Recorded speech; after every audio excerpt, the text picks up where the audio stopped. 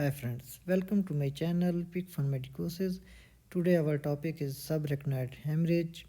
Sub mean below, arachnoid mean arachnoid matter, hemorrhage mean bleeding. There are three main layers of the brain: dura mater, arachnoid matter and pia mater.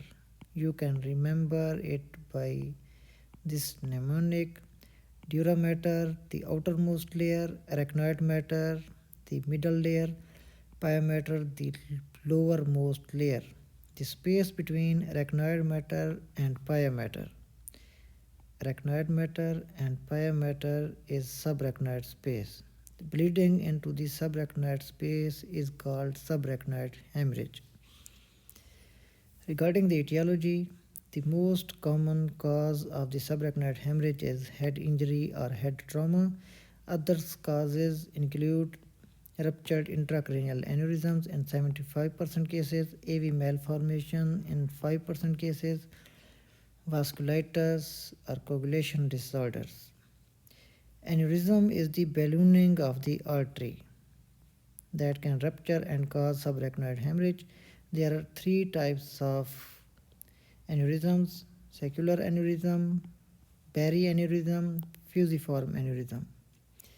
Barry aneurysm is the most common cause of subarachnoid hemorrhage.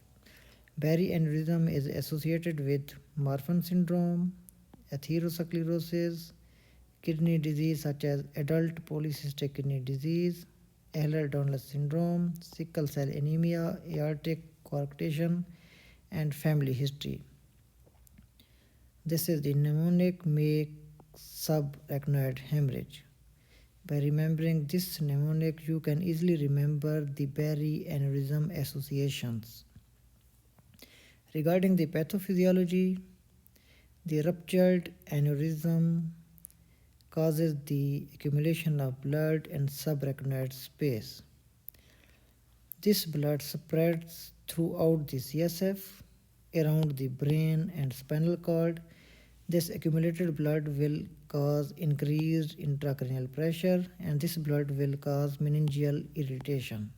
So there will be the signs and symptoms of raised intracranial pressure and signs and symptoms of the meningeal irritation. Regarding the signs and symptoms, headache is the most common symptom. Sudden and severe headache. Patient will describe as worst headache of my life. There will be the signs and symptoms of meningism such as neck stiffness, photophobia, back pain.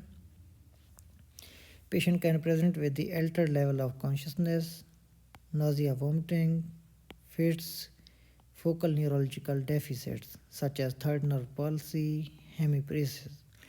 On examination, Kernick sign and Brudzinski sign are positive. These signs are also positive in meningitis, but in meningitis there is history of fever, but in subarachnoid hemorrhage there is no history of fever. In meningitis the onset is never sudden, but in subarachnoid hemorrhage there is sudden severe headache. In meningitis there is increased number of WBCs in CSF, but in subarachnoid hemorrhage less WBCs are seen in CSF. There are 1:1000 ratio of WBCs to RBC ratio in CSF. Regarding the complications, vasospasm is the most common complication. This vasospasm is due to the irritating breakdown products of blood. These breakdown products of blood cause the irritation of the artery that will lead to the vasoconstriction and will cause delayed cerebral ischemia or secondary stroke.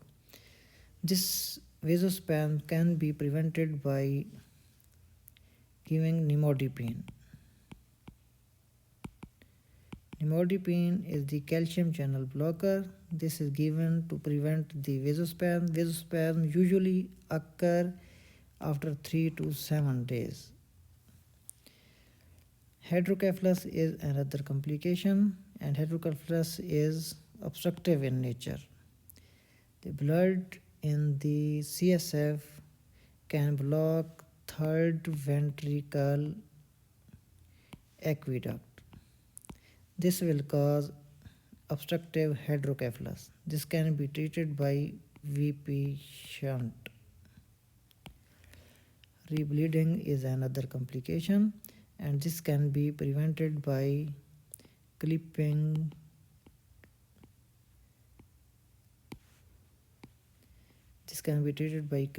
the aneurysms. Bleeding occurs about after 7 to 14 days. Seizure is another complication. Hyponatremia. This is due to this SIADH, syndrome of inappropriate ADH secretion. Regarding the investigations,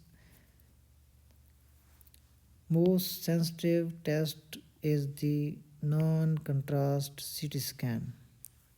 Its sensitivity is 100% in first 3 days. The non-contrast CT scan will show blood in the sylvian fissure. This is the blood in the sylvian fissure. Most confirmatory test is the lumbar puncture. It will show blood in the CSF. In the ratio, there will be the ratio WBC RBC ratio of 1:1000. Lumbar puncture is positive in 100% cases if done in 12 hours to 2 weeks. Xanthochromia is the yellowish discoloration of the CSF. Normally CSF is clear in color, but in subarachnoid hemorrhage, CSF is yellowish in color, and it is due to the bilirubin in CSF. And xanthochromia occurs late in subarachnoid hemorrhage after about 48 hours. The lumbar puncture may be traumatic.